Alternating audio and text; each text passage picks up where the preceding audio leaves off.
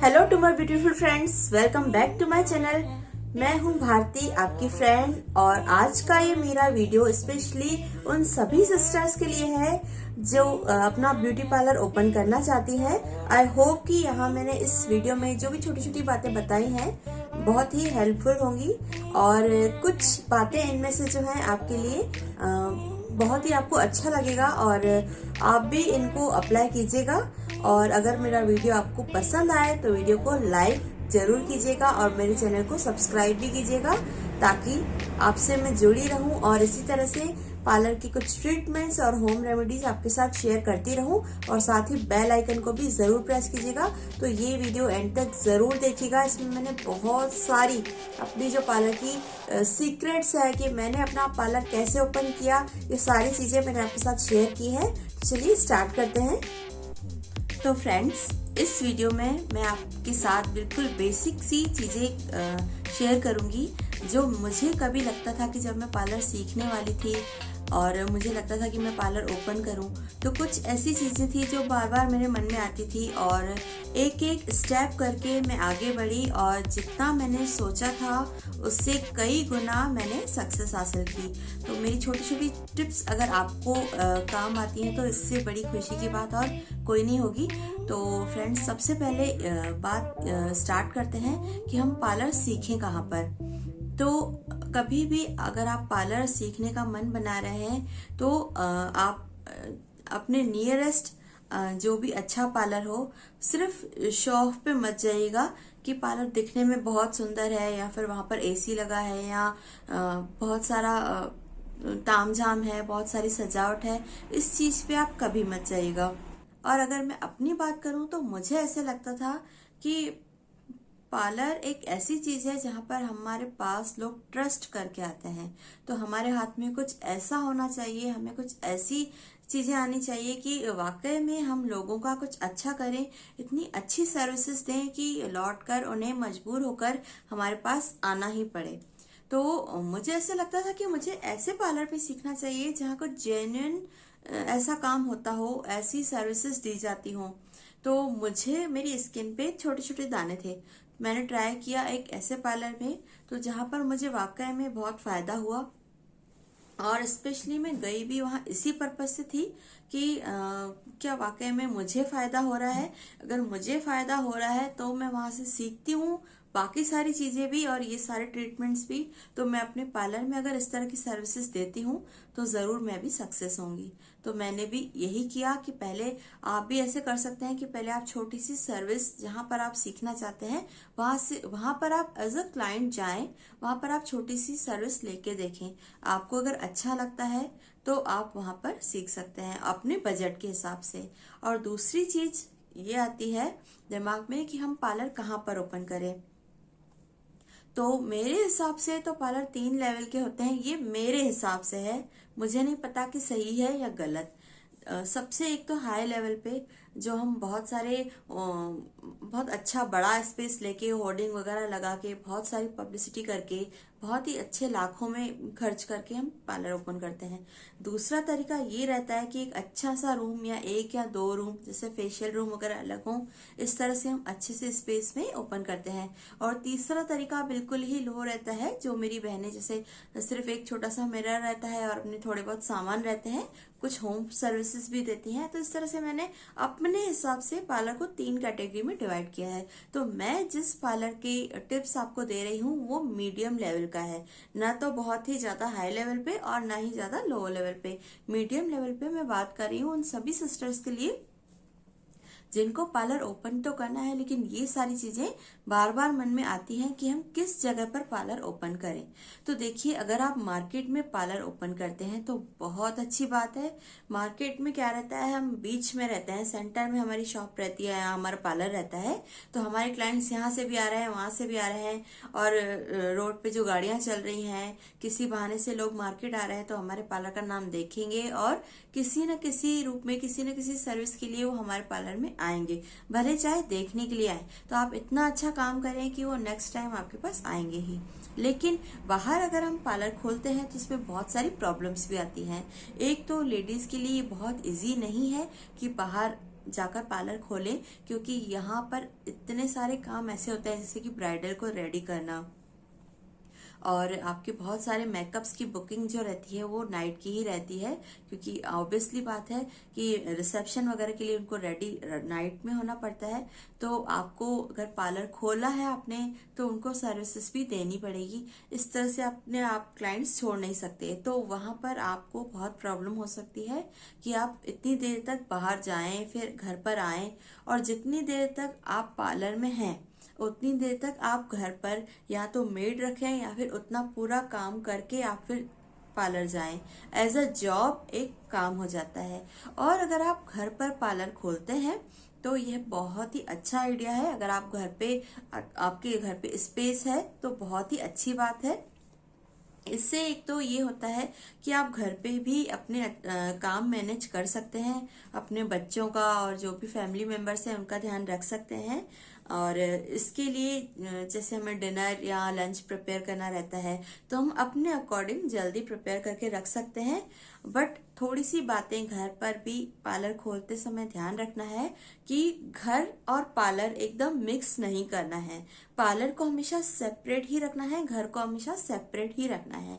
क्योंकि जैसे आपके क्लाइंट पार्लर में आते हैं तो ऐसा नहीं होना चाहिए कि आपके घर के जो जेंट्स वगैरह हैं वो बाहर कुछ टॉवल वगैरह डाल रहे हैं या क्या, या फिर आपके बच्चों के जूते पूरे फैले हुए हैं, या फिर ऐसा दिख रहा है कि पार्लर यही है और घर भी यही है। तो इससे कॉन्फिडेंस बहुत ही लो हो जाता है, मतलब मजा नहीं आता काम करने में। ऐसा लगता है कि वहां देखें कि यहाँ देखिए, हमारा दिमाग ना पूरी दोनों तरफ मतलब डिवाइड हो जाता है दोनों तरफ। तो और दूसरी चीज ये कि जब हम घर पे रहते हैं तो रसोई में कुछ ना कुछ हम काम करते रहते हैं, जैसे आटा गूंदना, कुछ करना, लहसुन छीलना, प्याज काटना। नॉर्मली ये सब चीजें होती रहती हैं। मैं भी हाउसवाइफ हूँ और घर पे ही मैंने पार्लर खोला था, तो मेरे साथ भी काफी बार ये चीजें हुई और मैंने धीरे धीरे नोटिस किया और अपने आप में सुधार लाया। कि जैसे हमारे हाथ में लहसुन छील रहे हैं और हम, जैसे कोई क्लाइंट आ गया, हम पार्लर में जा रहे हैं और उनका काम कर रहे हैं, तो तुरंत आपको समझ में आ जाएगा कि नहीं, हमारे हाथ से लहसुन की स्मेल आ रही है। तो ये जो है बहुत ही बैड इंप्रेशन छोड़ता है। तो हमें हमेशा प्रिपेयर रहना चाहिए कि इस तरह की अगर हम कोई भी घर की अगर हम काम कर रहे हैं तो उनको थोड़ा सा अलग सेपरेट करके करें, और कोई क्लाइंट आ रहे हैं तो उनको पार्लर में वेट कराकर हमें थोड़ा सा अपने आपको रेडी रहना है, उसके बाद पार्लर में आना है। और इसके बाद तीसरी चीज ये है कि हमें अपने पार्लर में बहुत ही हाइजीन मेंटेन करना है। क्योंकि जैसे ही कोई क्लाइंट आते हैं हमारे पास तो सबसे पहले एक तो आपको देखेंगे, सबसे पहले आप नीट एंड क्लीन होना चाहिए। जरूरी नहीं है कि बहुत सारा मेकअप करें और हमेशा रेडी रहें कि हाँ भाई हम लिपस्टिक लगाई है या बहुत काजल लगाया है, हम बिल्कुल रेडी हैं। ऐसा जरूरी नहीं है। आप सिंपल साधारण भी रह सकते हैं, क्योंकि क्लाइंट भी समझेंगे कि आप घर पर हैं। तो ये शो ऑफ वैसे भी सब समझ जाते हैं कि सब समझदार है आजकल, सबको सर्विस ही चाहिए और अच्छी सर्विस। किसी को कोई फर्क नहीं पड़ता है कि आपने कितना अच्छा मेकअप किया है, उनको ये देखना है कि आप उनकी सर्विस कितनी अच्छी करते हैं। अगर आप हेयर कट कर रहे हैं तो आप कितने रेडी हैं। आपके पार्लर में ये छोटी छोटी इक्विपमेंट्स होने चाहिए, सारे तरह के एटलीस्ट बेसिक चीजें तो होनी ही चाहिए। और इसके बाद चौथी बात जो आती है अर्निंग की। आप जहां पर भी पार्लर ओपन करेंगे अर्निंग उसी के अकॉर्डिंग होगी। अगर आप मार्केट में पार्लर ओपन करते हैं तो आप बेशक बहुत ज्यादा कमाएंगे, लेकिन थोड़ा आपका घर भी डिस्टर्ब होगा। और अगर आप किसी कवर्ड कैंपस में या कॉलोनी में या आउटसाइड पार्लर ओपन करते हैं तो वहां पर आप मान के चलें कि आपकी अर्निंग जो है वो लिमिटेड ही रहेगी। हो सकता है कि कुछ क्लाइंट आपके बाहर से फिक्स हो जाएं, लेकिन आप ये नहीं सोच सकते कि बहुत ज्यादा एकदम से अर्निंग होगी। उसका रीजन मैं आपको बताती हूँ। एक्चुअली होता क्या है कि जैसे मान लीजिए एक फेशियल आप 500 रुपीज में कर रहे हैं और मार्केट में भी उसी फेशियल का जो चार्ज है वो 500 रुपीज है, ठीक है। और अगर आपने उसी फेशियल पे डिस्काउंट भी दे दिया, मान लीजिए 450 का भी करेंगे, मान लीजिए 400 का भी करेंगे, तो क्लाइंट जिसको बहुत दूर से आना है तो आपके घर तक आने में ही उसको इतना किराया लग जाता है, या फिर स्पेशली आपके घर तक आने के लिए उसको टाइम निकालना पड़ रहा है और फिर जाना भी पड़ रहा है। तो मतलब ये जो डिस्टेंस है उसको कवर करना पड़ रहा है, ये आजकल टाइम बहुत मायने रखता है। तो क्लाइंट को भी लगता है कि 19-20 भी चलेगा, लेकिन जो हमारे पास हो, जो हमारे नियरेस्ट हो, वहीं से ही काम कराया जाए। कई बार ऐसा होता है कि बहुत सारे क्लाइंट्स जो हैं दूर दूर से भी आते हैं क्योंकि हमारा काम उनको अच्छा लगता है, तो ऐसा होता है। लेकिन ऐसे कितने क्लाइंट्स होंगे, बहुत कम क्लाइंट्स होते हैं जिनको इतना दूर से वो टाइम निकाल के आ पाते हैं। अगर वो आना भी चाहते हैं तो कई बार ऐसी प्रॉब्लम्स हो जाती हैं, घर पे मेहमान आ गए या काम निकल गया या कन्वीनियंस नहीं है, आने का साधन नहीं है, तो ये सारी प्रॉब्लम्स होती हैं। तो हमें अपने आप को मतलब एक समझ के चलना पड़ेगा कि जहां पर भी, ऑब्वियसली बात है, अगर हम घर पर किसी कॉलोनी में पार्लर ओपन कर रहे हैं तो अर्निंग उसी के हिसाब से आएगी, और अगर हम बहुत सारा कुछ खर्च करके मार्केट में पार्लर ओपन कर रहे हैं तो अर्निंग उसी हिसाब से आएगी। क्योंकि मार्केट में हम हमेशा रेडी बैठे रहते हैं कि हाँ भाई अभी क्लाइंट आएगा और हमें उठ के उनका काम करना है। और घर पर क्या रहता है कि कभी हम आराम से वैसे भी घर पर बैठे हैं, ठीक है, क्लाइंट आएगा तो भी ठीक है, नहीं आएगा तो भी हम घर पर बैठे हैं, तो हम अपने काम से भी कहीं निकल जाते हैं। तो इस तरह की चीजें थोड़ी सी होती है। बट मैं घर पर ही पार्लर मैंने ओपन किया है और मुझे पता है कि जितनी भी इनकम आती है एटलीस्ट बहुत ही अच्छा है, और पार्लर के साथ साथ हम घर पर भी बहुत अच्छे से ध्यान दे पाते हैं। क्योंकि कई बार हम अगर घर छोड़कर कहीं बाहर जाते हैं, जैसे कुछ मार्केट के लिए गए या फिर मान लीजिए कि पार्लर ओपन किया है वहां पर गए, तो बच्चे ने पीछे से कुछ शैतानी करी, वो गिर गए, तो ये सब चीजें हैंडल करने में भी बहुत सारी प्रॉब्लम आती है। और कहीं ना कहीं हमें सेक्रीफाइस तो करना पड़ता है फैमिली की हेल्थ के साथ और अपनी हेल्थ के साथ। तो मेरे हिसाब से तो अगर आप हाउसवाइफ हैं और अगर आपके बच्चे छोटे हैं, आप पे फैमिली की भी जिम्मेदारी है, तो आपके लिए बहुत अच्छा रहेगा घर पर ही पार्लर ओपन करना या घर के आसपास ही कहीं। और इसके अलावा एक जो बहुत इम्पोर्टेंट बात है, हमें क्लाइंट्स के साथ बहुत ही फैमिलियर होना पड़ता है। हमारे पास जो भी क्लाइंट आते हैं, ऐसा नहीं कि हमारे पास जैसे ही क्लाइंट आए और हम खड़े हो गए और हम पूछने लगे कि हाँ क्या करवाना है या क्या, ऐसा नहीं। हमें ये देखना है कि हमारे पास जो क्लाइंट आए हैं वो कितनी दूर से आए हैं, और स्पेशली हमारे लिए आए हैं। हमारी सबसे बड़ी कमाई तो यही है कि हमारे पास हमारे क्लाइंट आए हैं, तो हमें उनका वेलकम बहुत अच्छे से करना है। सबसे पहले तो हमारी, या तो वो सीढ़ियाँ चढ़ के आए हैं या फिर इतना दूर से आए हैं, एटलीस्ट हमारे पास आए हैं, तो हमें अच्छे से बिठाना है, उनको पानी पूछना है ना। और मेरा तो तरीका ये है कि हमेशा मैं उनसे बहुत अच्छे से, मतलब आप पानी पियेंगे या फिर अगर आपसे बड़े हैं तो बहुत अच्छे से नमस्ते करके, और ठंड का मौसम है, बारिश का, तो बहुत अच्छा लगता है।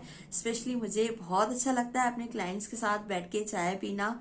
इससे अच्छी मेमोरीज मेरे लिए कोई हो ही नहीं सकती। और सबसे पहले तो आपके पास जो भी क्लाइंट आते हैं उनका वेलकम बहुत अच्छे से करिए, और फिर आप उनसे पूछ सकते हैं क्या उनको क्या सर्विसेज देनी है, और उनको जो भी कुछ कराना हो, जैसे थ्रेडिंग है, वैक्सिंग है, ये करने के साथ साथ आप बीच बीच में उनको बताते जाएं जो भी आपकी अपडेट, आपकी सर्विसेज हैं। जैसे आपके पार्लर में कोई आप नया फेशियल उनके साथ शेयर करना चाहते हैं कि ये फेशियल हमारे पार्लर में अवेलेबल है या ये क्लीनअप अवेलेबल है, अगर आप कराना चाहें तो एक बार ट्राई कीजिएगा, बहुत अच्छा है। इस तरह से आप कर सकते हैं। और हो सके तो क्लाइंट्स को कम से कम वेट करवाइए।